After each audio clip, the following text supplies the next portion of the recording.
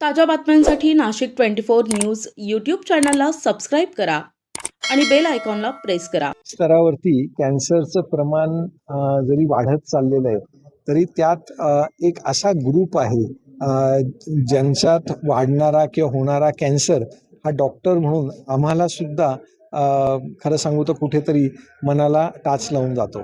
आम्ही रिसेंटली एका 2 वर्षाच्या बाळाचं यश ज्याचं नाव आहे त्याला किडनीच्या एका दुर्मिळ प्रकारचा कॅन्सर ज्याला विल्म्स ट्यूमर असं म्हणतो त्याची शस्त्रक्रिया केली.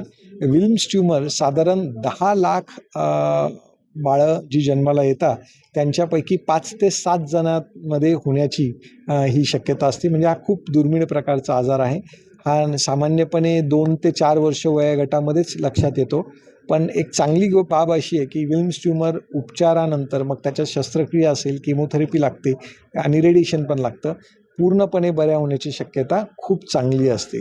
आणि आम्ही यशचं जी सर्जरी केली त्यांनी त्याच्या पालकांनी ज्या प्रकारचा इतका सुंदर प्रतिसाद दिला, विश्वास दाखवला.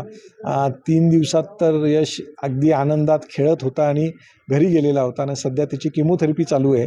आणि as a hospital, as a doctor V wish him all the best आणि तो लवकरात लवकर पूर्ण बरा व्हावा असेच आमचे प्रयत्न आहेत. म्हणजे गाठ असते, ट्यूमर म्हणजे गाठ असते. प्रत्येक गाठ ही कॅन्सरची असतेच असं जरुरी नाही. गाठी 2 स्वरूपाच्या असतात. एक बिनाईन ट्यूमर म्हटलं जातं जे तिथले तिथेच वाढत जातं आणि दुसरं कॅन्सरस ट्यूमर ज्या अवयवामध्ये निर्माण होतं तिथे पण वाढतं आणि शरीरात अन्य ठिकाणी पण पसरतं. यशला जो ट्यूमर होता हा कॅन्सरस ट्यूमर होता. ह्या लक्षणांमध्ये पोटाचा भाग मोठा दिसणे, पोटात गाठ लागणे, लघवीला त्रास होणे, लघवीमध्ये रक्तस्राव होणे हे प्रमुख लक्षणे आहेत. आणि जर कधी कॅन्सर अन्य ठिकाणी पसरला तर मग खोकला येणे, पाठ दुखणे, अशक्तपणा येणे अशा स्वरूपाचे लक्षणे आढळतात.